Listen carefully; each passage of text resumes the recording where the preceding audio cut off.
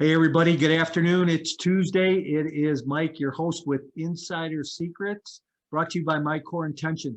And I am really excited about my guest today. I'm joined with Gary Lipsky from APT Capital Group. Gary, say hi to everybody, and please tell everybody a couple things that they're going to hear on today's show. Yeah, we're talking asset management and how good asset management is a huge differentiator. Great. And listen, it is exciting. We got a ton of stuff we're going to cover. Make sure you listen in. We'll see everybody inside. Welcome to this week's edition of Insider Secrets, the show that turns multifamily investing into reality. Each show we interview guests who are seasoned professionals, actively closing and managing real estate deals. Your host, Mike Morawski, has more than 30 years of multifamily real estate investing and property management experience. Mike is the founder of My Core Intentions and has been involved in over $285 million of transactions. He focuses on helping you create short-term cash flow and long-term wealth. Here's your host, Mike. Hey, good afternoon, everybody, and welcome back. It is Mike, your host of Insider Secrets. So it must be Tuesday afternoon if you're listening to this, a brand new one. Insider Secrets is brought to you by My Core Intentions. But the question I always ask you as my listener, and my guests for that matter, and we're going to ask our guests today, what are your intentions? Did you get up this morning? Did you sit down and pencil out what you were going to do this day, this week? How things were going to flow for you, what was really important that you needed to look at? I know the more intentional you are about your day, the more successful your day is going to be. Hey, listen, I want to ask you to do me a favor, if you would. Please go out to social media, follow me, LinkedIn, Instagram, Facebook. Please like us, love us, help our ratings. We're now across the board on every podcast platform. And even if you say to Alexa, play Insider Secrets, Alexa's going to play the most current version. So I'm excited about our guest today, Gary Lapinski. Gary, say hi real quick. Yeah. Hi, everyone. Thanks for having me, Mike. You bet, Gary. I'm glad that you're here. And we're going to talk about some good stuff today. But here's what I want to say is in a few weeks when this episode airs, you're going to just be able to say, hey, Alexa, play Insider Secrets with Gary Lapinski. And all of a sudden, this episode's going to come up. So like us, love us, and help our ratings grow, please. Hey, let me tell you a little bit about Gary. Gary is a real estate entrepreneur. He's focused on multifamily syndications and currently has about 41 million under management.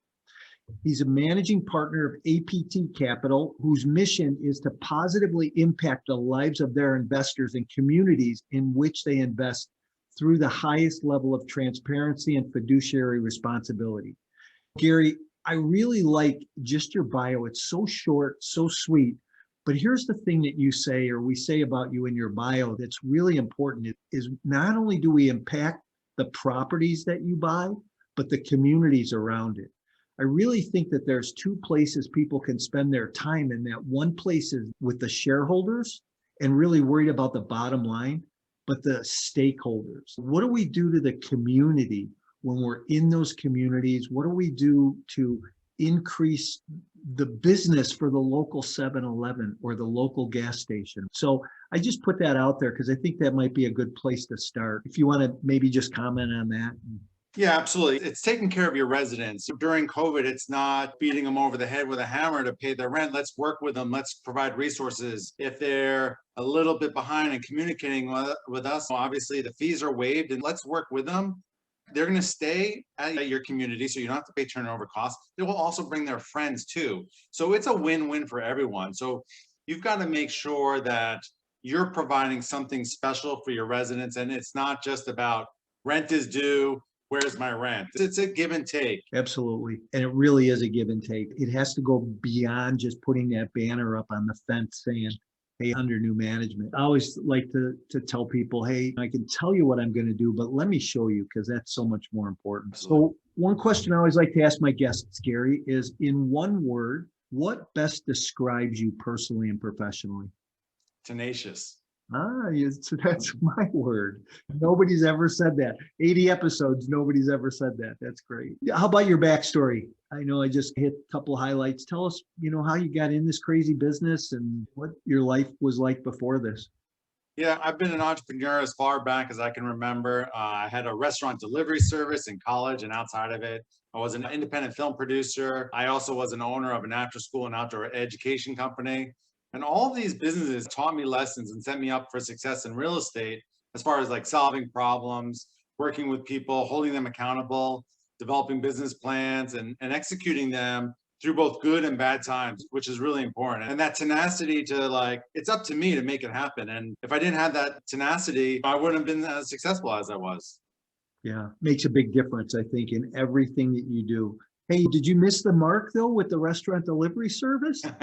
I did. I didn't have that vision to be a DoorDash or all these other companies. But yeah, I wish I had. It wasn't for me, it wasn't inspiring. I remember my entrepreneur teacher in college said, do something you really love. And it was just about the widgets. How many deliveries can we make? It grew old fast. Whereas real estate, I love that creative side, that business side, and I'm just truly passionate about it. So it's just such a different place, than what I was. And that was all just how can we deliver more food to make more money? And it's not going to bring out the best in me as an entrepreneur. Yeah, yeah, interesting. Hey, what I think is really interesting, and you just made this comment about this entrepreneur teacher you had in college and the comment he made, do something you really love. Think about how much shaping was done during your school years. I had this conversation with somebody a couple of weeks ago about different teachers I had along the way that really made an impact in my life. And not just teachers, but like a wrestling coach and a football coach I had, and people that said things that made you who you are today or helped you become who you are today. Yeah, absolutely. And a lot is my parents, quite honestly, their work ethic, how they treated others, integrity, that lays that strong foundation to set you up for success. Yeah, it's interesting. I have this philosophy that success leaves clues. So if you follow other people who've been successful, you can ultimately get there maybe a little quicker, and it might not be problem free, but you can get there. In your bio, you talk about transparency and fiduciary responsibility. I think along with that, integrity and ethics really plays a big part. Talk about that in your life. Talk about that in your business a little bit. Why is that important for you? Oh, for anything, you're doing it for the long haul and it's not to make a quick buck. And so you're developing lifelong relationships. Any vendor I work with, any legal, whatever, my investors, whatever, I want it to be a long-term relationship. And the only way to get there is to be honest and straightforward from day one, particularly for investors that are investing money in my company. It's a huge responsibility that you're taking on, and it's not something to take lightly. And I see other people maybe just focusing on as many deals as they can get and not focusing on the deals that they have and the money that people invested with them. You've got to take care of that first. It's a huge thing, and don't hide anything. If there's an issue, communicate the issue and how you're going to solve it. It's so important. My backstory a little bit. What you said is so spot on right now, because you really have to pay attention to those things. Those are those red flags along the way that we could tend to ignore, which brings up a really good point. And here's what I like to know is, so listen, it's not always easy, right? To get to $41 million under management, that's a big feat. And along the way, there's got to be some stress points, some things that came up. How do you make high stake decisions when those types of things appear? Yeah, I've had like hundreds or if not thousands of reps throughout my life of making high stakes decisions. And a lot of it stems with gathering all the data, getting different viewpoints, looking at it from a lot of different angles. Don't just look at it from one angle, because there's always like a different perspective. So try to push yourself to think in all these different angles to see, what am I missing? And if I don't have the answer, talk to a colleague and get advice. Don't operate in a silo. Someone most likely has gone through that problem before or knows someone. And in my younger days, I would certainly just try to solve it all by myself. And now I'm smart enough to know I don't know everything and reach out to other people to say, hey, this is the problem I'm facing. Can you help me out? Any experience with this if I don't know the answer?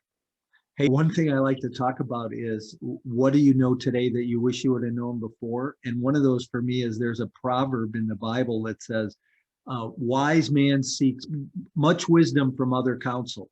And you know what? I wish somebody would have taught me that years ago, or I would have believed into it. Because what you said is so true, right? I don't think that this is even being in your own business, I still don't think that it's that you do this on your own. Yeah, you have a partner, you have a good partner. And not only that, but you have to go outside of that to maybe a board of directors, to other people that are in your sphere to get help, just some guidance. Yeah, absolutely. I reached out to another syndicator today. I had a question on something. Hey, did you ever go through this and did you have some advice? Don't have too much pride that you need to know everything, because once you throw that away, it's much more advantageous to you to reach out to others and get advice. Yeah. I have a friend that we've been friends for a long time, and he has probably had his hand in about $1 billion or more of trading apartment deals. And he's probably underwritten 3 or 4 times more than that. And so I go to him a lot and say, hey, what do you think of this? Or how do we look at this? Or what should we do with this? And I just think that counsel of other people makes so much sense. Speaking of underwriting, when you're underwriting a deal today, what's acceptable to you in that underwriting from a financial metrics piece? What do you look for today, or what's not acceptable? Yeah, with the cap rates compressing so much, we're not solely focused on what the going in cap rate is, but where we can drive it to and what our reversion is. What's the market looking like? Where's the growth? If CoStar is saying 7% rent growth in that area, we're not writing for 7% rent growth. Maybe the first year is 0 rent growth, and maybe we'll do 3.5 going forward. So we'll always underwrite conservatively, because that allows for margin of error. You're not going to know everything. You're not going to know when COVID's going to hit next, or Texas freeze, or any of these things. So we like to give ourselves margin for error, so we can also have that flexibility to pivot our business plan if need be. But we're not set in any one particular way. We have a particular style that we underwrite, and we have an underwriter, and then we fine tune it from there and keep massaging it all the way through due diligence to even when we own it. We're constantly massaging our numbers and seeing where might we spend more money, where might we cut money to, what different things can we do to maximize the value of our property. Nothing like a good stress test. So I have to ask this, where do you think cap rates are going to go? Man, they keep going lower. And quite honestly, I think they're going to keep going a little bit lower. Interest rates are going to go up and then it'll level off. But people need a place to place money. There's tons of foreign money that's coming in, because it's still the best. Multifamily real estate is still the best risk-adjusted returns out there. So I just don't see a jump for the long haul. It's just a phenomenal investment. I think you just have to be very careful on what you're investing in, because there's 1031 money. There's people writing really aggressively to get these deals, and anything that is on market that's in a best and final, I've lost out on because someone's willing to pay more. It's those off market deals, that's a problem that someone's not willing to solve, that I'll solve, and then we'll get a significant discount on that property, and that makes it worthwhile for us. Yeah, it's an interesting market. Conservative underwriting today, I think it says that you should probably ratchet up your exit cap rate a little bit. I don't know, 25, 50 basis points a year. I don't know what makes sense right now, but I know that, hey, listen, 2007, 2008, I see shades of some of that going on. I think that the banks and the government are smarter today, and that they're not going to let us get that bad. But there's certainly some things going on that make me pause about the marketplace. One of my biggest problems in the past has been I overpaid for property. And when you do that, if you're not leveraged really high, that could be an issue. I try to warn people of that from time to time. Hey, listen, we really need to be talking about asset management versus property management. And I really want to hear your perspective on that and go down that road a little bit. I know that this has been a great conversation so far, and I appreciate that. But let's walk down that road a bit. Yeah, I think it's a perfect segue to pivot, because when people are paying top dollar or close to the max, that differentiator is that asset management piece. And I don't think enough people out there understand what true asset management is. They rely too much on their property management company. Once they get the deal, they're moving on to the next. And that consistency of managing your property week in and week out, and going through the data and pushing your team, and that constant improvement cycle, not a lot of people are doing it. And so if you're doing it and doing it well, you're really separating yourself from. What's the difference? Let's break it down in the simplest layman's form. What's the difference, Gary? Yeah, that's a really good question. Someone might be satisfied. They hit their mark of 92% economic occupancy. They're not measuring how they're spending their marketing dollars. They're not evaluating the data on leasing. We do that. So we could maybe spend less and get more for our money on marketing, and which helps our leasing. We have a bunch of different ways to do that. And then maybe we're getting 94, 95% occupancy. And that's pure profits to our bottom line. 3% occupancy, let's say on a 100-unit property, let's say 3 extra units rented, that's $3,000 a month at a 5 cap. And I'll do the math real quickly for you. The difference, 3,000, actually times 12. That's a $720,000 difference value to your property. So little tweaks can make a huge difference to the value of your property. Can you tell a story on something that you've tweaked that made that difference? Yeah, absolutely. I guess our 42 unit that we just went full cycle on. So the previous owner, the phone number they had on the wall didn't get to the property management company. So there was no way to get a hold of them and lease them. So obviously we changed that. We focused a lot on that submarket because each submarket is a little different too. We focused a lot on Facebook Marketplace for advertising, and that's free. We didn't have to spend a lot of money on apartments.com and this and that. And we were getting it leased up, and we were able to raise the rent with just a tiny marketing spend and just focusing on a few things and doing it right, having the right pictures online, the right phone number. We would secret shop our property a lot, and our staff kind of gets like frustrated because we're doing it on a consistent basis and no one's ever hit 100% mark on our valuation. There's always room for improvement. We improve the emails that they send out, the follow-up, how they follow up, and make sure they answer all the questions. These are little basic things. We're not geniuses at all, but these are basic, easy things that you can do to help improve your property, save money on marketing, and boost occupancy. And do you do asset management solely on your properties, or do you do third party? Yeah, we've done it solely on our properties. There was a syndicator that in the past has reached out to us, potentially taking over their properties because we've been doing such a good job. We just never came to an agreement. But yeah, we do it just on our properties, and we're constantly looking to improve every single week, every single month. What can we do to maximize the value of our property? And little things continually add up. So if that's what asset management is, what's property management? Yeah, property management manages the day-to-day operations of that property, leasing and turns. We rely on them for a lot of advice as far as comps and rent and how we should be pushing it. Trust but verify. We'll visit our property at night, during the day. Sometimes we let them know we're coming, sometimes we don't. We're just constantly checking and seeing how we can improve the property. But we rely on them, we rely on their expertise, but we're going to push them in every facet. And our weekly report is much more detailed. And so we can analyze all the steps of leasing and say, is there a bottleneck anywhere? When someone moves out to when we lease up again, where's the bottleneck? Is it on our turns? Is it we're not communicating to our renovation team? Where are those bottlenecks to constantly compress timelines? And they do a pretty good job, but they need to be pushed from us because they're just not used to that level of scrutiny. And I don't want to say micromanagement, because once we teach them our philosophy and how we do things, they are really engaged and speak the same language of us as us, which is so important. They're part of your team. So it's not, we're not trying to catch them or whatnot. We're working together to constantly improve. That goes back to that original comment I made in the beginning, that we don't do any of this by ourselves. And I think that some operators that are still out there thinking that it is all them, I don't know. I think the longevity is not there anymore. So yeah, that's really some great stuff. Hey, I wanted to ask you, you mentioned CoStar before, and I wanted to ask you, what other tools do you use? CoStar, I think, is a great tool. You could get some research and get some information that helps drive your metrics, drive where you're going. But what other tools do you like to use? Yeah, we like a Neighborhood Scout. I think it's $1,000 a year.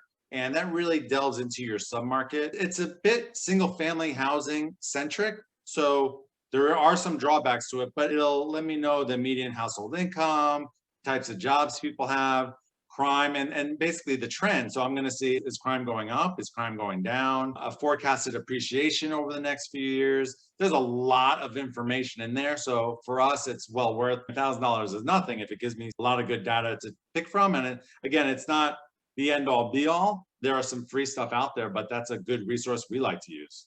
I like crime sometimes, especially when you go out to drive a property and they're walking around with an armed guard is walking around. Wow, can I turn this around?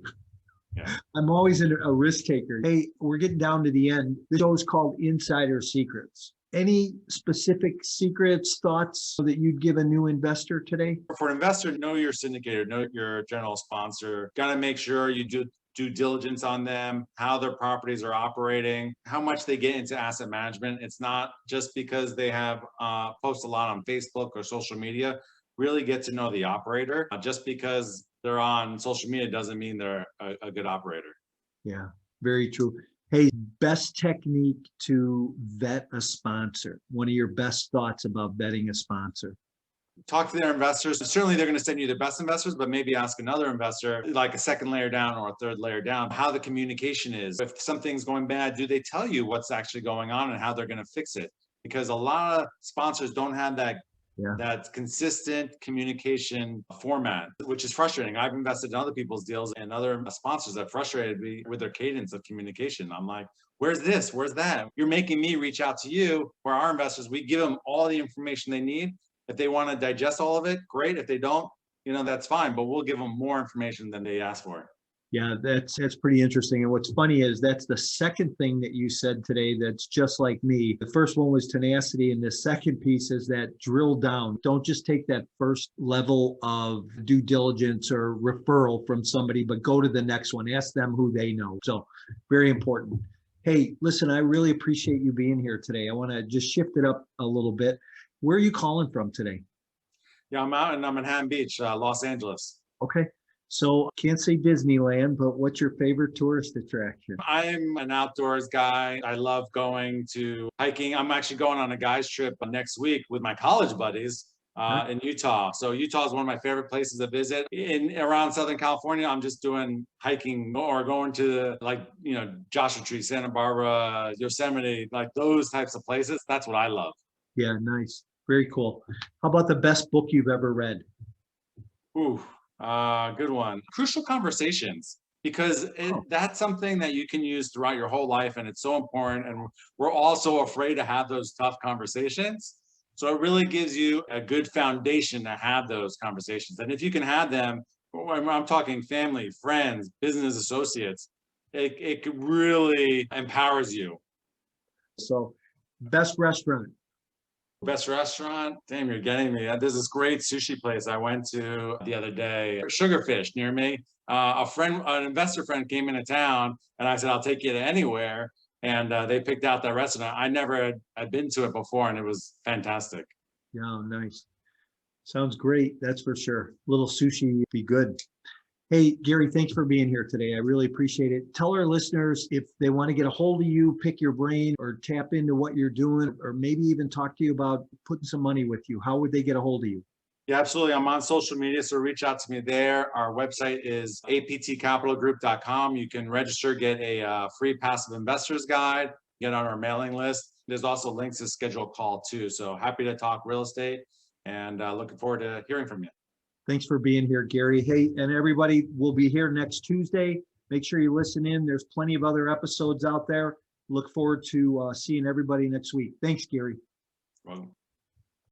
Thank you, Mike, and thank you for joining us for another great episode of Insider Secrets. As always, Insider Secrets is brought to you by My Core Intentions. Join us on social media and visit mycoreintentions.com, where you can get expert coaching on all things multifamily investing and property management. We're looking forward to having you back again next week for more Insider Secrets.